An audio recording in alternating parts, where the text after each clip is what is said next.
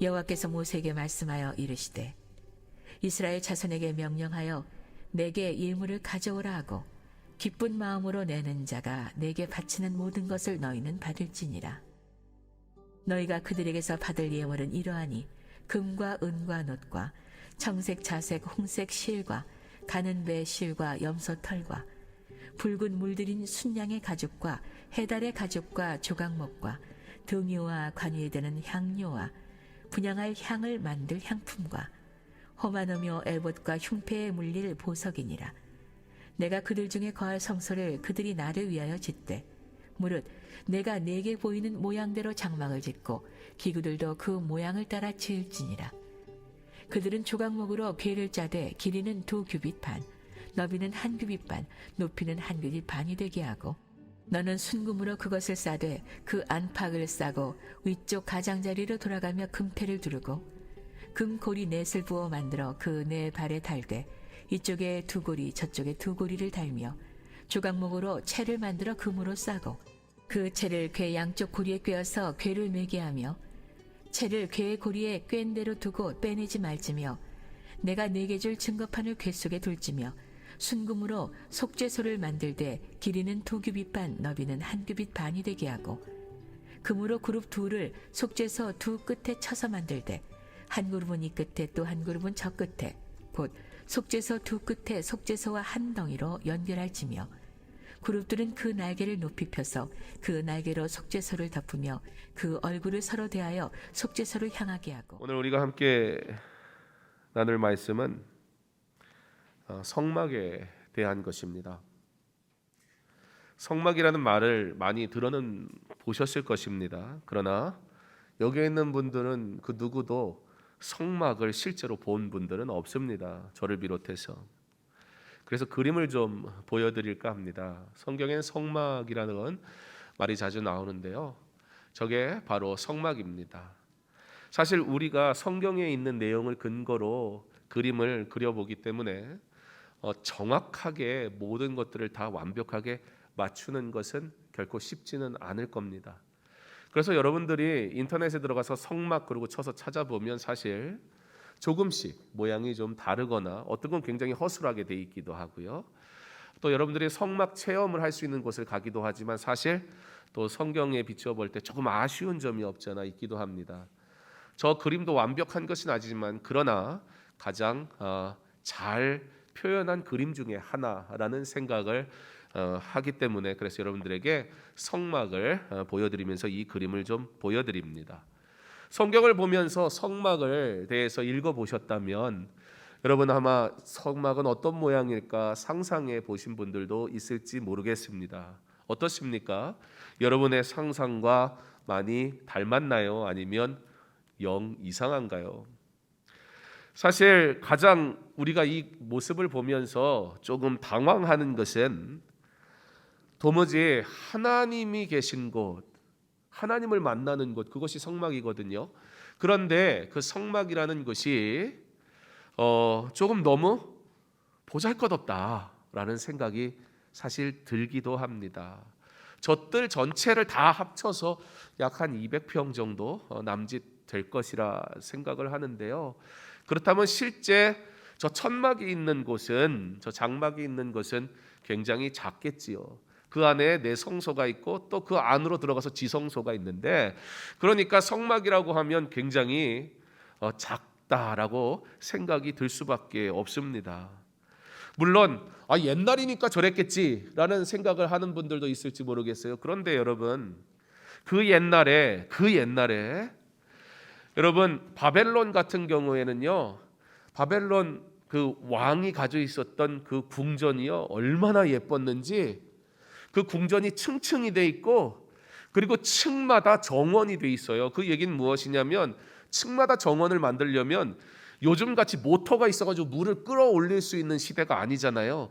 그랬는데 그 옛날에 저 땅에 있는 물을 그 몇 층 지상 위에까지 물을 끌어올릴 수 있는 기술이 있었고, 그 위에다가 정원을 꾸려서 만들 수 있을 정도로 굉장히 건축적으로 그 왕이 사는 궁전이나 이런 모습들을 보면 화려했던 것을 우리가 알 수가 있습니다.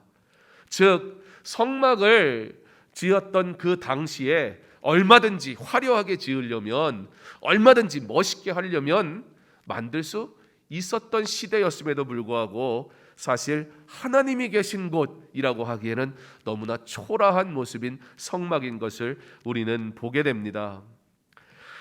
자, 이 성막, 사실 여러분들이 성막에 대해서 얼마나 설교를 들으셨는지 모르겠습니다. 제가 사실 10년 목회하면서 여러분들에게 성막에 대해서 설교를 사실 거의 한 적이 없을 것 같거든요. 그러다 보니까 사실 성막이라는 것은 아마 평생 신앙생활하면서 한 번도 듣지 않는 분들도 굉장히 많을 수 있습니다. 왜냐하면 난해한 부분들도 좀 있기 때문입니다. 그러나 최근에는 연구도 많이 되었고, 그리고 무엇보다 성막은 이 믿음생활, 신앙생활하는 데 있어서 굉장히 중요한 요소입니다. 사실 이 성막에 대한 바른 개념만 있어도 우리의 예배에 대한 개념과 자세가 굉장히 잘 정립이 될 수 있는 굉장히 중요한 내용입니다. 자, 그래서 먼저 용어 정리부터 좀 한번 해봤으면 좋겠어요.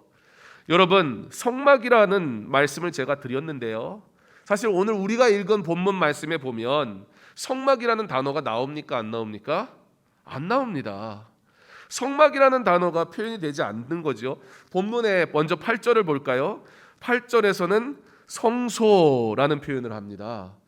그리고 9절에서는 장막이라는 표현을 합니다.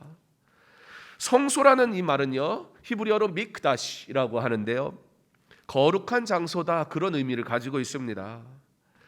하나님께 제사를 드린 제단이 있는 모든 곳, 그러니까 성막 또는 성전 또는 하나님 앞에 그 제단을 쌓아서 하나님 앞에 제사를 드렸던 모든 장소들, 하나님께 예배를 드리는 모든 곳을 우리는 뭐라고 부른다? 성소라, 그렇게 부른다는 것입니다.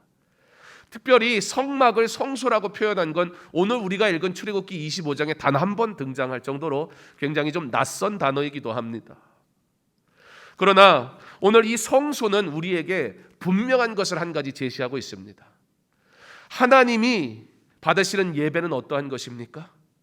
하나님의 앞에 구약시대에 제단을 쌓고 하나님 앞에 제사를 드리던 그 모든 것은 바로 하나님이 받으시는 거룩한 예배의 처소가 되었다라는 것입니다. 건물이 아니라, 그러나 그곳에 하나님 앞에 예배하는 그 제사가 드려지는 그곳, 바로 그것을 하나님은 그곳이 거룩한 곳이다라고 말씀하셨다라는 것입니다. 그러므로 오늘 우리가 드리는 이 예배가 거룩해지는 이유는 이 건물 때문이 아니라, 교회라는 누가 봐도 아, 교회처럼 생겼구나 라고 생긴 그 교회의 모양이 우리로 하여금 거룩한 장소에 왔다라는 걸 만드는 것이 아니라, 바로 예배하러 나온 여러분 한 사람 한 사람이 하나님 앞에 온전한 예배로 나아간다면 오늘 이 예배의 처소는 성소요, 거룩한 곳이요, 하나님의 은혜가 임하는 곳임을 믿으시기 바랍니다. 그러므로 오늘 이 예배는 누가 중요합니까? 하나님이 중요합니다. 하나님이 받으셔야 되니까. 그러나 동시에 누가 중요합니까? 바로 예배드리는 저와 여러분 한 사람 한 사람의 예배의 모습과 자세, 그것이 중요하단 말입니다. 오늘 이 예배를 위해 어떻게 나오셨습니까? 오늘 이 예배를 어떠한 마음으로 나오셨습니까? 여러분 이 예배에 앉아서 무슨 생각합니까? 여러분은 이 예배에 어떻게 드립니까? 나의 예배는 하나님이 받으시는 예배입니까? 이곳이 성소 되게 하셨으니 모든 하나님의 은혜가 임하는 은혜의 처소, 이곳에서 오직 하나님께 영광 돌리는 저와 여러분의 거룩한 예배가 드려지기를 간절히 소망합니다. 자, 그렇다면 성막은 무엇인가 좀 생각을 해봐야 될 텐데요, 히브리어로 미시칸이라고 합니다. 그대로 직역을 해버리면 거처라는 뜻이 된다는 말이지요. 우리가 그림에서 봤잖아요. 그러면 우리가 그림을 봤는데 도대체 어디서 어디까지가 성막일까요? 성막은 여러분이 그림에서 본 그 천막 모양을 의미하기도 하지만 성경에서는 성막이라는 단어를 쓸 때는 대부분 어디까지 의미하냐면 그 성막의 뜰을 포함한 모든 건축물, 그러니까 외곽에 벽을 세운 것부터 시작해서 그 안에 제단과 물두멍과 그리고 천막, 장막에 이르기까지 그 모든 것을 다 아우르는 말을 바로 성막이다, 그렇게 부른다는 것입니다. 이 성막에 또 다른 표현이 있는데요, 회막이라는 표현이 있습니다. 회막이라는 단어는 히브리어로 오헬 모에드라고 하는데요, 만남의 장막, 그런 의미를 가지고 있습니다. 그런데 회막이라는 단어를 쓸 때는 성막의 또 다른 의미이지만 회막이라는 단어를 쓸 때는 구체적으로 무엇을 의미하느냐? 성막의 본당 건물, 그 건물 자체만 의미할 때 회막이라 그렇게 표현을 한다는 것입니다. 그러므로 9절에 모양대로 장막을 짓고라고 할 때 이 장막은 이 뜰에 포함한 건물 전체를 의미하는 성막 안에 있는 뭐요? 천막을 의미하는데 그 천막을 장막이라고 부르자 하는 거예요. 왜 장막이라고 부르냐? 그 성막은, 그 성소는 어떤 곳이에요? 거룩한 곳이에요. 그 거룩한 장소인 성소 안에 있는 천막이란 무엇이다? 하나님이 거하시는 곳이기 때문에 우리는 그 천막을 장막이라 부른다는 것입니다. 자, 여기서 더하면 야, 오늘 정말 힘들다 생각이 드실 것 같은데 다 이해를 못해도 상관은 없습니다. 오해가 없었으면 좋겠다. 성경을 잘 이해했으면 좋겠다. 성소, 성막, 회막, 장막, 그러니까 큰 의미로 보면 다 어떤 의미다? 같은 의미일 수 있다. 그러나 그 안에 세부적으로 들어가면 나름의 다름이, 그 용도와 그 모양이 다 정해져 있는 것이다 라는 것입니다. 그러므로 오늘 우리는 성소라는 단어가 나왔고 그리고 장막이라는 단어가 나왔지만, 그러므로 이것은 무엇에 대한 이야기다? 성막에 대한 이야기다 라고 이해할 수 있다는 것입니다. 그리고 실제 오늘은 장막에 대한 부분을까지만 저희가 읽었는데 사실은 25장, 26장, 27장을 다 읽어야 되거든요. 그러면 그곳에 성막에 대한 이야기가 다 나오게 됩니다. 그런데 그러면 이 성막이 우리에게 주는 유익이 무엇이냐? 오늘 본문 말씀은 성막 가운데 하나님께 예배드리는 예배 처소인 성소 안에 있는 본당 건물, 즉 장막을 하나님을 위해서 짓는 내용, 그 내용까지 저희가 읽었습니다. 그러면서 성막을 지으라고 말씀하시는 하나님, 오늘 하나님께서는 이 성막을 지으라는 이 명령을 통해서 하시고 싶은 말씀이 있습니다. 하나님께서는 오늘 이 성막이라는 본문의 말씀을 통해 바로 저와 여러분들에게 하시고 싶은 말씀이 있단 말입니다. 하나님은 성막을 지으라는 명령을 통해 우리에게 우리의 삶이 하나님의 앞에서 어떻게 지어져 가야 하는지 하나님은 우리에게 설명하고 싶어 하신다라는 것입니다. 그래서 먼저 이 성막을 짓기 위해서 하나님은 뭘 말씀하시냐면 예물을 가지고 와라, 그런 말씀을 하세요. 성막을 지을 재료를 가지고 오라는 것이지요. 25장 2절에 보면 이스라엘 자손에게 명령하여 내게 예물을 가져오라 하고 기쁜 마음으로 내는 자가 내게 바치는 모든 것을 너희는 받을지니라, 그렇게 말씀합니다. 성막을 짓기 위해서는 그 성막을 짓기 위한 재료가 있어야 된다는 얘기예요. 그리고 그 재료는 누구로부터 오게 하라는 거예요? 이스라엘 백성으로부터 오라는 거예요. 여러분, 이스라엘 백성으로부터 오라는 얘기는 무슨 얘기예요? 하나님의 백성으로부터 오라는 얘기예요. 그러니까 이스라엘 백성에게 지금 예물을 가져오라는 얘기는 무엇이에요? 하나님으로 고백하는 사람만이 가지고 올 수 있다라는 거예요. 예물은 누가 드리는 것입니까? 하나님을 나의 아버지로 고백하고 예수를 나의 구주로 고백하는 사람들이 예물 드리는 거예요. 혹시 여기에 예수 믿지 않는 분 있습니까? 그러면 예물 드리지 마세요. 하나님이 그거 안 받으세요. 하나님이 여러분들에게 출입료 받는 게 아니잖아요. 입장료 받는 게 아니잖아요. 하나님께서는 지금 이스라엘 백성, 모든 이스라엘 백성에게 다 가지고 나오라 그러시거든요. 그런데 여러분, 우리가 기억해야 될 게 있어요. 이스라엘 백성은 모든 사람이 다 누구다? 하나님의 사람이다. 하나님을 믿는 사람이다. 하나님의 말씀을 아는 사람이다. 그러므로 하나님을 믿는 자들에게 갖고 오라는 거예요. 그런데 그 하나님을 믿는 자들에게도 어떻게 갖고 오라고 하냐면 기쁜 마음으로 갖고 와라 라고 말씀하고 있는 것을 봅니다. 하나님은 예물을 드리는 삶을 통해 우리가 하나님 앞에 귀한 예물 드리잖아요. 우리의 것을 깨뜨린다고 찬양을 했잖아요. 이 우리가 하나님 앞에 헌금을 드리는 것은 무엇을 하는 것이냐면 하나님이 우리로 하여금 성도의 삶이 어떠해야 하는지를 알려주시는 거예요. 성경은요, 하나님께 드리는 예물은 기쁜 마음으로 드리는 것이라 한다고 말씀합니다. 다른 말로 하면 자원하는 마음으로 드리라는 거예요.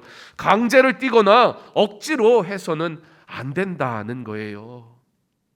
다른 사람이 하니까, 그러니까 나도 하겠다는 시기하는 마음이 있어도 안 돼요. 우리 교회가 지금은 그렇게 하지 않지만 우리 예전에는 헌금 바구니를 싹 돌렸잖아요. 그 헌금 바구니 돌리는 것 자체는 문제될 게 하나도 없어요. 그러나 그때에 생길 수 있는 문제가 하나 있어요. 왜요? 남이 보거든요. 그러니까 하나님 앞에 예물을 드리는데 준비하여 정성껏 자원하는 마음으로 드리는 게 아니라 다른 사람이 보니까 드리게 되는 문제가 생기게 돼요. 그래서 지금이 조금은 더 나은 것 같아요. 준비하지 않은 사람은 드릴 수가 없잖아요. 내가 준비되지 않으면 들어오면서 하나님 앞에 내가 기도하고 준비하고 믿음으로 감사로 기쁨으로 드리는 사람들이 예물 드리는 거지, 준비 안 된 사람은 헌금 시간이 따로 없거든요. 갑자기 주머니에서 지갑 빼가지고, 하필이면 요즘 그런다면서요, 세뱃돈이 너무 부담스러워서 3만 원권이 좀 생겼으면 좋겠다고 5만 원 주자니 저희 집 같은 5명이 가봐요, 난리 나요. 그렇잖아요. 저희 형님네는 애가 하나거든요. 그럼 저희 형님하고 저희하고 딱 만나면 어떻게 되겠어요? 완전 손해보는 거예요, 완전히. 그렇다고 제가 걔한테 5배로 주지 않아요. 그러니까 3만 원권이 있었으면 좋겠대요. 주긴 줘야겠는데, 아니, 다 주는 건데 혹시 우리의 예물 드림이 그렇지 않냐고요. 헌금도 3만 원권이 있으면 좋겠죠. 하나님은 그걸 예물이라고 하지 않으신다는 거예요. 예물은 강제로 하는 게 아니에요. 그러나 누가 하는 거예요? 내가 하나님의 백성이면 감사함으로 하는 거예요. 그래서 베드로전서 5장 2절에 너희 중에 있는 하나님의 양무리를 치되 억지로 하지 말고 하나님의 뜻을 따라 자원함으로 하며 더러운 이득을 위하여 하지 말고 기꺼이 하며 라고 말씀합니다. 출애굽기 35장 5절에 너희 소유 중에서 너희는 여호와께 드릴 것을 택하되 마음에 원하는 자는 누구든지 그것을 가져다가 여호와께 드릴지니. 특별히 출애굽기 35장 21절에 보면 성막에 대해 드린 예물에 대해 이렇게 기록을 합니다. 마음이 감동된 모든 자와 자원하는 모든 자가 와서 회막을 짓기 위하여 그곳에서 쓸 모든 것을 위하여 거룩한 옷을 위하여 예물을 가져다가 여호와께 드렸으니. 어떻게 했다는 거예요? 여호와께 드림이 그들이 기뻤다는 거예요. 여러분들에게 묻고 싶습니다. 오늘 우리가 하나님 앞에 예물 드렸습니다. 여러분 기뻤습니까? 기쁨으로 드릴 수 있는 믿음을 소유하는 저와 여러분 되기를 간절히 소망합니다. 이게 굉장히 중요합니다. 왜냐면요 기쁨으로 드리니까 이제 성막을 위해서 무엇을 드려라 이렇게 말씀을 하셨잖아요. 그래서 35장 36장에 가서 보면요, 누가 드리는 거예요? 마음이 있는 사람, 감동된 사람, 하나님 앞에 드리고 싶은 사람이 막 하나님 앞에 드린 거예요. 그래가지고 나중에 성막을 짓기 위해 재료를 갖고 온 건데 너무 많이 갖고 온 거예요. 더는 필요가 없는 거예요. 그래가지고 모세가 이제 그만 가져오세요. 더 가져오지 마세요 라고 말합니다. 주께 기쁨으로 드릴 때, 사랑하는 성도 여러분, 이게 우리가 사는 방법이에요. 주께 기쁨으로 드릴 때, 모든 것이 하나님의 것임을 고백하며 주께 기쁨으로 드릴 때 우리의 삶이 하나님의 은혜로 넉넉하여 남음이 있는 삶이 되게 하실 줄 믿습니다. 우리가 하나님께 드림에 있어 이 원칙, 자원하는 마음 잊지 마시기 바랍니다. 자원하는 마음, 성령의 감동받은 자들만이 그렇게 드릴 수 있습니다. 성령의 감동을 입지 않고서는 물질, 우리의 인생의 가장 고민거리잖아요. 감동이 있지 않고서는 이 물질의 드림이 힘들단 말입니다. 수고는 제가 하겠습니다. 영광은 하나님이 받으옵소서. 이게 자원하는 심정입니다. 왜 이게 중요하냐? 이 예물을 드리는 자세를 보면 그의 하나님을 위한 섬김의 자세도 보입니다. 예물을 드리는 자세가 어떻게 되어 있느냐에 따라 하나님을 섬기는 자세가 그대로 닮아간다는 말입니다. 교회의 섬김 또한 어떠한 것입니까? 강요에 의해서 하는 거 아닙니다. 오직 받은 은혜가 있는 사람, 내가 은혜가 있으니까 감사가 넘치는 거예요. 그러니까 어떻게 해요? 자원하는 마음으로 드리는 거예요. 여러분, 소제가 감사로 드리는 제사였잖아요. 그 소제의 감사의 제목은 무엇이었습니까? 번제. 번제는 그 제물을 통으로 드리는 거거든요. 완전히 다 태우는 것이거든요. 속죄제와 다르게 속죄제는 분리를 시켜요. 화목제는 분리를 시켜요. 그래서 내장만 태우고 그 고기 덩어리는 제사장과 제물을 드린 사람들에게 줘요. 그러면 제물을 드린 사람이 그 고기 덩어리를 가져가서 이웃에게 나누는 거예요. 그래서 이웃에게 나누니까 고기를 나누면 뭐 하는 거예요? 잔치하는 거예요. 그래서 화목제가 되는 거예요. 감사로 제사 드린 자가 하나님 앞에 소제를 드린 자가 하나님 앞에 하나님이 베풀어 주신 잔치에 참여하는데, 하나님 앞에 이 감사와 잔치에 참여하는 자가 어찌 그것이 가능하냐는 거예요. 번제는 그 소의 제물을 그대로 다 태우는 거거든요. 하나님 앞에 다 올려드리는 것이거든요. 그러므로 어떻게 하는 거예요? 나의 죄가 전가되는 거예요. 그 제물에. 그러므로 내가 죄사함을 받는 거예요. 그러므로 내가 하나님을 만날 수 없는 존재였는데 그 하나님을 만나게 된 그 은혜에 감사하니까, 하나님의 은혜가 감사하니까 소제 드리는 거예요. 소제 어떻게 드리는 거예요? 소제는요, 드릴 때 곡식을 드리는 건데요, 빻아가지고 가루를 만드는 거예요. 가루를 만들면요, 형체가 없어요. 그 가루가 모이면요, 누가 드렸는지 알 수도 없어요. 그 드림에 내 것이라고 주장할 사람이 아무도 없다고요. 우리가 오후 예배 때 제사법에 대해서 계속 설교하고 있는데, 제가 이제 신명기로 넘어갈 거거든요. 출애굽기 끝내고, 그리고 민수기 그 다음에 좀 더 보고, 그리고 레위기는 안 할 겁니다. 그냥 오후 예배 때 다 하니까. 그러니까 레위기는 오후 예배 설교 혹시 안 되신 분은 좀 들으셨으면 좋겠고, 이 제사법도 그렇고 성막도 그렇고 이와 같은 일을 우리에게 말씀하시는 이유는 무엇을 위한 것이냐? 결국 우리를 위한 것이라는 사실을 우리 하나님은 우리에게 말씀해 주세요. 예물을 가지고 하나님 앞에 나오는 백성, 그는 누구예요?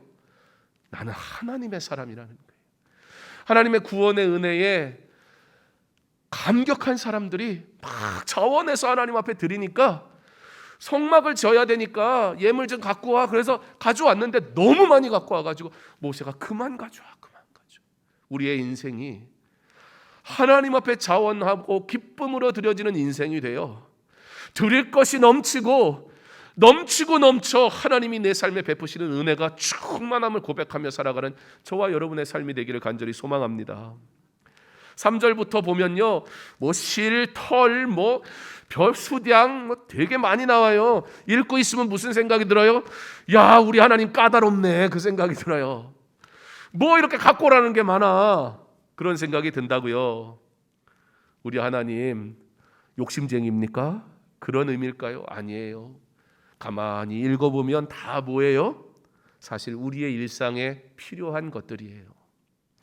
하나님은 하나님께 가지고 나올 때 많은 것을 요구하시는 분이 아니에요. 그러나 자기 생활의 정도에 따라 바치라 그러세요. 형편에 따라. 하나님이 감동하시는 대로 부자는 금을, 가난한 자는 염소털을 바치라는 거예요. 부자가 염소털을 드리거나 비둘기 드리지 말고, 가난한 자가 허양으로 부자가 드리는 거 따라 하느라고 하다 보니까 제대로는 못하겠고, 그래서 뭘 갖고 와요? 소를 갖고 오는데 병든 소 갖고 오고 흠이 난 양을 가져오게 되는 거예요. 그러면 하나님 뭐라고 하셨냐면 이것은 하나님을 멸시하는 것이다 라고 했습니다. 하나님을 믿지 않는 사람은 헌금하지 않습니다. 여러분 혹시 여기에는 아무도 없을 것 같긴 하지만 혹시 예수 안 믿는 분 계시면 헌금하지 마세요. 그거 하나님 멸시하는 겁니다. 하나님한테 좋은 얘기 들었습니다. 그리고 입장료 내고 가지 마십시오. 그거 하나님 멸시하는 겁니다. 그러나 우리가 하나님 앞에 예물을 드리는 건 모든 것이 하나님의 것임을 고백하는 감사의 고백으로 하나님 앞에 드리는 거예요. 이 모든 것이 하나님의 것이잖아요. 믿는 자가 아니고선 하나님 앞에 예물 드릴 수 없습니다. 오직 내게 주신 대로 여러분이 아시잖아요. 오늘 제사법에 대해 마지막 속건제에 대해서 나눌 텐데 결국은 우리의 양심의 문제입니다. 양심의 문제. 여러분이 알잖아요. 하나님이 내게 주신 것이 얼마인지 제가 압니까? 옆에 사람이 압니까? 아무도 몰라요. 그러나 하나님이 아시잖아요. 하나님 그거 실력 안 되는데 막 넘치도록 원하지 않으세요. 주신 게 있는데 내 것이라고 착각하고 인색하게 하는 것 기뻐하지 않으신다는 거예요. 믿음으로 하나님 앞에 드리는 겁니다. 유럽의 한 국가에서 교통법규를 위반한 사람이 있는데 이 사람이 교통법규 위반으로 엄청난 돈을 냈습니다. 여러분 교통법규 위반하면 얼마 내죠? 왜 한 번도 위반 안 한 것처럼 모르는 척을 하세요? 어쨌든 얼마 내잖아요. 어떻게 낼만 하십니까? 어떻습니까? 1억을 냈대요. 1억. 무슨 범칙금을 1억을 내? 야, 이거 도둑놈의 나라네. 그런 생각이 들지 모르겠습니다. 그런데 이 나라가 조금 독특해요.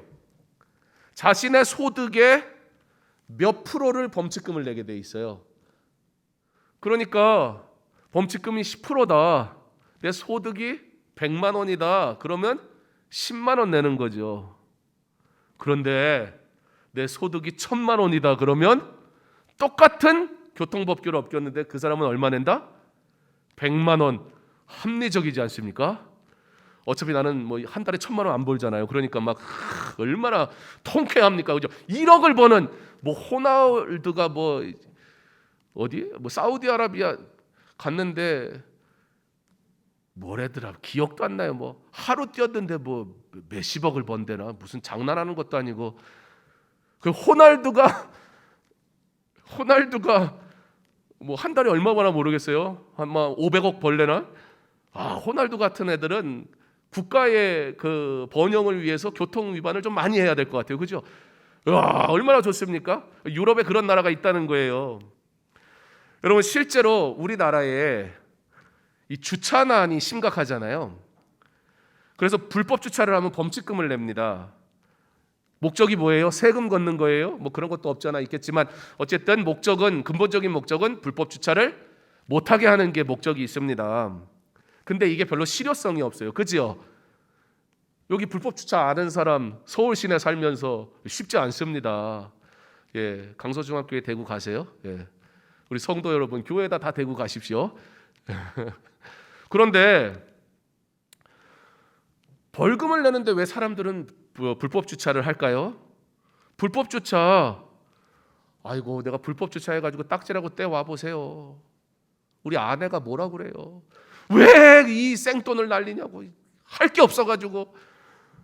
그런데도 불법 주차 한단 말이에요.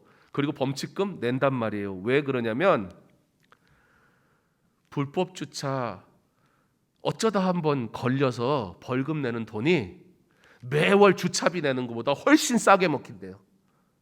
한 달에 주차비 40만 원을 내면 1년이면 480만 원을 내야 되잖아요. 그런데 여러분 1년에 불법 주차해서 걸리면 몇 번 걸릴까요? 한 3번 걸릴까요? 그거 한 번에 100만 원씩만 내도 300밖에 안 돼요. 1년치 계산해 보면 불법 주차가 월 주차료 내는 것보다 싼 거예요.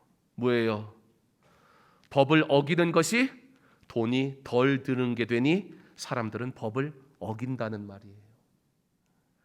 그래서 도시교통 전문가들이 범칙금을 월 주차비보다 더 비싸게 매겨야 된대요. 그러면 아마 불법 주차가 많이 해소가 될 거랍니다. 굉장히 일리가 있는 얘기입니다. 여러분, 지금 제가 갑자기 주일날 여러분에게 유용한 불법을 하는 것이 좋습니다, 뭐 이런 얘기를 해드리고 싶은 게 아니라 법에 대해서 얘기하고 싶은 거예요. 성막, 여러분, 하나님의 말씀은 법이잖아요. 지켜야 될 법이잖아요. 그런데 죄가 더 쉽단 말이에요. 죄가 더 유익해 보인단 말이에요. 요 눈 한번 감아버리면 편할 것 같단 말이에요. 하나님의 법을 지키는 게 불편하단 말이에요. 우리는 그렇게 하나님의 법을 알지만 죄를 사랑합니다. 또 한 가지 놀라운 사실은요, 이 구약 성경에 나오는 하나님의 법을 이 현대 사회에 적용을 해봐도 굉장히 합리적이에요. 체계화되어 있어요. 여러분, 당시에 하나님의 법을 구약 시대에 다른 나라에도 법이 있었거든요. 그런데 법이라는 것이 무슨 의미였냐면 왕이 있잖아요. 왕이 자기 편리한 대로 하기 위해 만든 게 법이었어요. 그러니까 힘 있는 사람을 위해 존재하는 게 법이었다고요. 그런데 그 시대에 하나님의 백성이 하나님으로부터 받은 법은 무엇이에요? 이웃을 사랑하는 것이었어요. 원수까지도 사랑하는 것이었어요. 하나님 앞에 죄를 지면 제사함으로 죄사함을 받았어야 됐어요. 하나님 앞에 범죄하는 것을 하나님이 미워하셨어요. 그리고 그들은 선을 행해야만 했었어요. 그리고 어려운 자들을 도와줘야 됐었어요. 초대교회 성도들, 그들은 세상의 통념을 넘어 그리스도인으로 살아가는 자들이었습니다. 그래서 소수였고, 그리고 예수 믿는 것을 지탄하는 사회였음에도 불구하고 예수쟁이라고 손가락질했지만 사람들은 실상 그리스도인들을 닮아가기를 원했어요. 우리는 하나님의 백성입니다. 세상의 법을 넘어 하나님의 법을 따라 살아가는 세상과 구별된 거룩한 백성입니다. 그러므로 하나님은 이 거룩한 백성에게 이 물질의 개념부터 다르게 갖기를 원하셨어요. 세상은 남의 것을 취하여 부를 얻는 시스템이지만 하나님의 백성은 오히려 이 물질을 아낌없이 하나님 앞에 드림으로, 그리고 이웃에게 나눔으로 하나님을 통하여 넘치도록 받는 철저하게 하나님 중심의 하나님의 것을 받아 살아가는 자들로 부르셨습니다. 나의 계산법은 세상 셈법입니까? 아니면 하나님 셈법입니까? 심지어 세상의 셈법도 어떤 면에서는 물질에 대한 합리적 사고를 합니다. 예를 들면 받으면 베풀고 주인의 것을 취하면 벌받고, 하물며 모든 것이 하나님의 것이라고 고백하는 성도가 어찌 인색한 마음으로 마지못해 하나님 앞에 드릴 수 있습니까? 그러나 모든 것이 하나님의 것임을 고백하며 기꺼이 감사한 마음으로 드릴 때 하나님께 영광이 되며 우리에게 복이 되는 것입니다. 성막은 8절의 말씀과 같이 하나님을 위하여 짓는 것이었습니다. 성막의 주인은 하나님이시란 말입니다. 그런데 이 성막의 기능을 보면 인간이 감히 접근할 수도 없는 하나님을 만날 수 있는 것이 어디였는가? 성막이었습니다. 즉 성막은 만남의 장소였습니다. 그러므로 성막을 하나님을 위하여 지으라고 하셨으나 결과적으로 보면 성막은 그의 백성인 우리를 위해 하나님이 지으라 하신 것입니다. 우리가 하나님 앞에 예배하러 왔습니다. 그러나 결과적으로 보면 그 하나님 앞에 예배할 수 있는 성도 된 것이 은혜 아닙니까? 어떠한 마음으로 하나님 앞에 나왔습니까? 이 예배가 온전히 하나님 앞에 거룩한 예배 되기를 원합니다. 준비하고 오세요. 그냥 왔다 가지 마세요. 아무렇게나 앉았다 가지 마세요. 그러나 참으로 예배하는 예배자 되시기를 바랍니다. 특별히 성막을 지으면서 하나님 이렇게 말씀하세요. 무릇 내가 내게 보이는 모양대로 장막을 짓고 기구들도 그 모양을 따라 지을지니라. 무슨 말씀이에요? 성막을 짓는데 어떻게 지으라고요? 하나님이 말씀하신 대로. 우리의 삶이 하나님이 말씀하신 그 모양 그대로 지어져가는, 거룩하신 하나님의 백성으로 세워져가는 그러한 삶이 되기를 간절히 소망합니다. 말씀 앞에 순종하는 것이 그의 영광을 따라가는 것입니다. 실제 이 성막 우리가 봤지만 오늘날 우리의 성전에 비하면 너무 초라합니다. 솔로몬의 성전이 있잖아요. 성막은 어차피 걷었다가 폈다 하는 거니까 광야에서. 맞습니다. 솔로몬이 왕이 된 때에도 여전히 성막이 존재했어요. 솔로몬 전의 왕은 다윗이잖아요. 그래서 다윗이 성전을 짓고 싶었던 거예요. 근데 다윗이 하나님 앞에 그렇게 간구했지만 하나님이 다윗에게는 허락하지 않으세요. 그가 피를 묻혔기 때문에. 그래서 그의 아들 솔로몬에게 성전을 질 것을 허락하시지요. 여러분, 그때 다윗의 모습이 참 멋있는 거예요. 하나님이 다윗에게 너는 안 돼 그러셨거든요. 그랬더니 다윗이 뭐 한 줄 아세요? 그러므로 아들인 솔로몬 때의 성전을 짓기 위해 필요한 모든 것을 자기가 다 준비합니다. 하나님 앞에 드린 예물은 내가 영광 받는 게 아니에요. 하나님 앞에 드린 예물은 진정으로 그 성전을 사모하는 자가 드리는 거예요. 다윗이 성전을 아름답게 지어 자기의 이름을 나타내고 싶은 거였다면 그 필요한 제물 드리지 않습니다.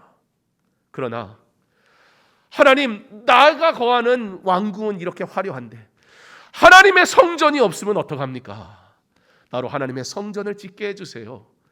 안 된다 하시니 그렇다면 하나님, 그것을 위해 내가 예물을 드리겠습니다. 그래서 아무도 알아주지 않는데 감사함으로, 왜요? 감동이 있으니까, 자원하는 마음이 있으니까. 영광은 솔로몬이 받을 거예요. 솔로몬 성전이라 부르잖아요. 그런데 그걸 준비한 사람은 누구다? 다윗이다. 이게 바로 예물 드림입니다. 이게 바로 하나님 앞에 나아가는 자의 성도의 자세라는 것입니다. 교회도 인생도 하나님이 말씀하신 대로 살아야 됩니다. 건물도, 우리의 섬김도 하나님의 말씀하신 대로 짓고 섬겨야 합니다. 사랑하는 성도 여러분, 모든 것이 하나님의 것임을 고백하는 우리 아닙니까? 은혜로 하나님 앞에 예물 드리는 저와 여러분의 삶이 되기를 간절히 소망합니다. 감동하셔서 주실 때 내게 주신 것으로 감사함으로 드리면 하나님께서 더 좋은 것으로 허락하실 것입니다. 우리를 위해 성막을 지으라 말씀하신 하나님, 그 성막을 통해 믿음의 사람이 어떻게 살아가야 되는지 말씀해 주시는 이 말씀을 우리 마음에 새기고 2023년 이 새로운 해에 회복을 위해 다시 기도하는 이때에 우리가 오직 하나님의 말씀으로 시작하고 하나님의 말씀으로 매사에 점검되고 그리고 하나님의 말씀으로 하나님의 은혜였습니다 고백하는 하나님이 세우시는 성막과 같이 우리의 삶도 거룩하게 세워져가는 은혜가 넘치기를 주님의 이름으로 축원합니다.